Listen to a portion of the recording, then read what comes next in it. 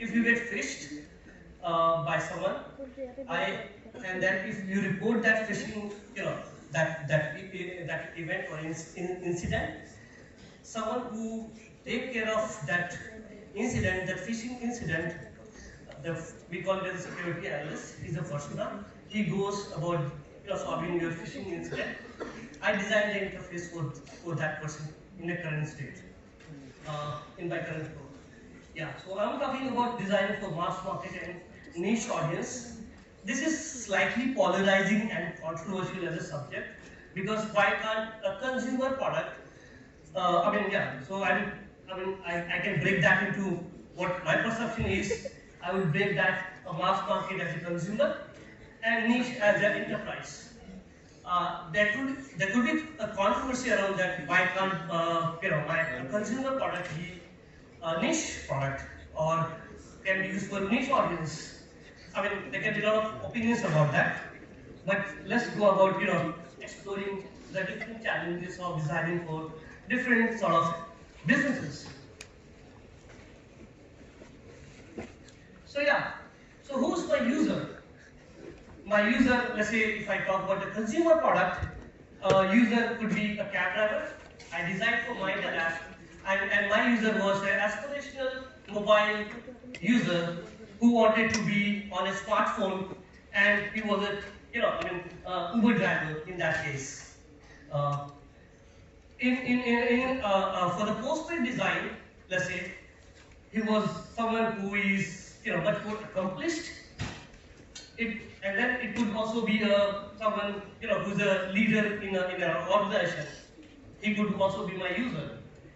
But when I compare that to an enterprise product, this persona doesn't exist at all actually.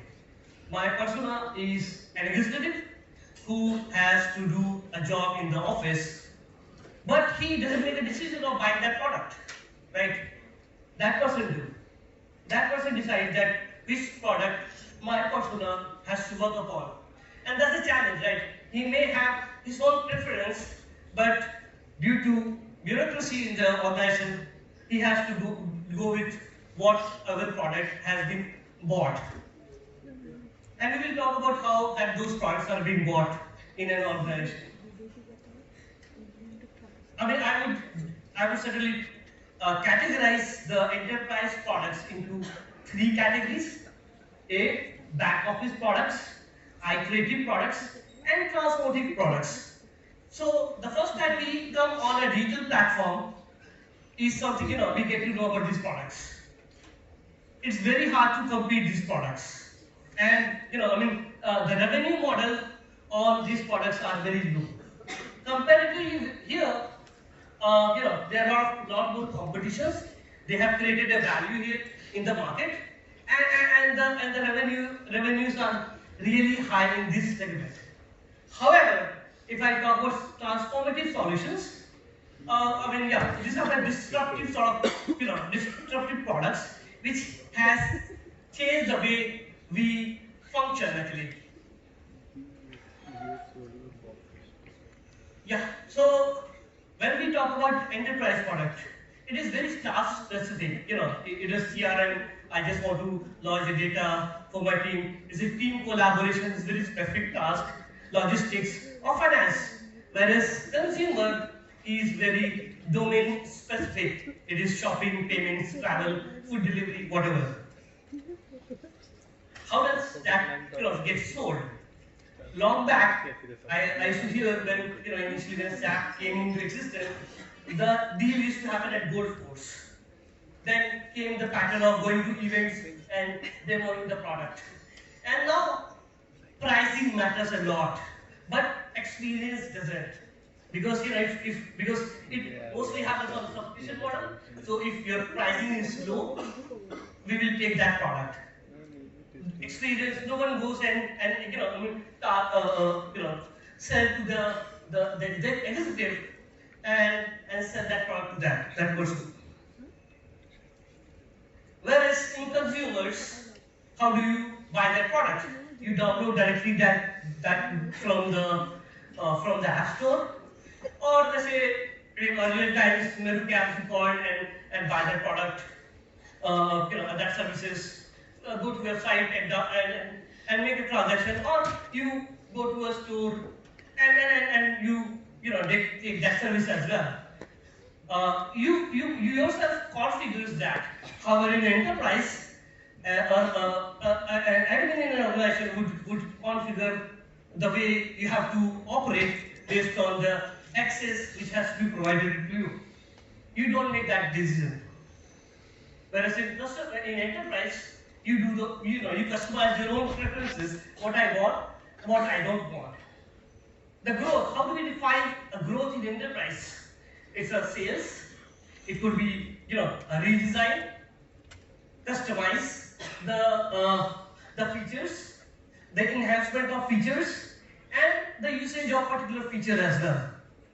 Whereas in a consumer, generally the revenue, the number of downloads that particular app has, the rating on the app store, maybe the rebrand or refresh of the product is also called as known as a growth. If let's say there's a new offer which came in market, and $1 billion days actually. So suddenly a rise in growth happens, and then a usage of it. The challenge is, right? So I mean, if you lack of innovation is a great challenge in enterprise. The Excel, the way they operate, hasn't changed a lot actually in like 20 years. Same with a lot of products. The user, as I was talking about, if I download an app on my mobile device, I am the person who has got power to customize and install that app. That doesn't happen in enterprise. Someone else makes that decision. On a golf course or in an event who's seen that demo. There is a lot of extensive research required there. That is why I call this as a niche market. Wherein in consumer, maybe you just ship out the product as soon as possible and just iterate on the feedback or responses you get from the customers. But that doesn't happen in enterprise for making any change, because if you make a change, that would lead to a behavior change of that executive. And it's a time-taking job, and it costs a lot because you have to train that person. So adoption is also a challenge, because there is also already a system in place, a software a company is using, and changing that software for a lot of people is a big decision you have to make. So adoption is a challenge in that case. Where in consumer, it is slightly more easier. If you give out interesting offers and all, actually adoption will be really high. Similarly in sales, right? As I said, there is always a predictability of sales in enterprise, but in consumers, as I said, $1 billion days. So you just run a campaign, and your sales will increase immediately, which doesn't happen in enterprise. And then growth. Every product, every change is a time-taking job there. That's the strategy. In an enterprise, content is communicated. Generally it is assumed to be boring. However, there are companies which has done really good content. Shopify and Mailchimp, etc., are good examples. But the intent of content is to set up the context here in enterprise. However, in an enterprise, this is always buy now, or make a transaction now, or this campaign is running for XYZ hours. So that it's more always transactional, and it creates a sense of urgency for the end users, so that they can make a transaction and give me the money. How do I understand? Let's say I want to create a new product. How do I understand? What should I do?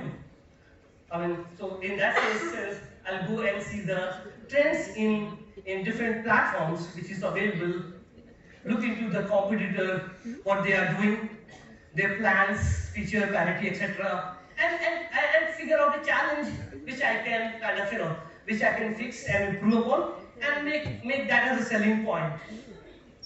Emergence of new devices, from JavaScript to jQuery to Angular to Ember, the way the capabilities has changed. Similarly, I was designing the onboarding flow for Airtel. So earlier it was people have to manually enter the OTP for onboarding. Then it came a SMS verification. Then we introduced a Java SIM, which led the user to automatically get onboarded if you are a mobile device. So with enhancements of technology, the behavior of interacting with the system has changed. What are the metrics based on which I can define the success and failure of the product? So there are a lot of analytics tool, and these are the page load time or unique visitor, etc. You can define the benchmarks. So let's say if you have to design a feature or design a product, what is current and what would be what is your expectation for the new sort of metric you want. How do you find the challenges? Go to your help and support section of the website, figure out what kind of questions people ask, go to the App Store, Play Store, figure out what kind of content people post, and then what kind of ticket people raise actually to your customer experience folks. Setting up the expectations. So when you design a product, there is a leader who has got certain expectations. Maybe there is a rating, download, more content, rebranding. That is expectation. PMs and pre-sales will have a different sort of expectations, and customers have their different sort of expectations. So I have to interact with everyone and then come to the conclusion that what is expected and what is something that which will create a business value. Accessibility.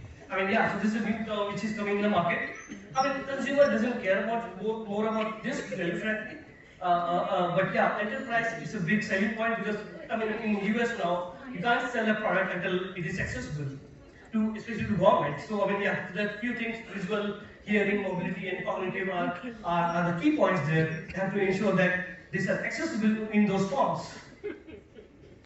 And then you kind of go about, when you design something, go about testing your product. It could be gorilla testing. Just do something and make iterations on that. Focus groups is a sort of more of qualitative data you get. And then so usability testing can be done.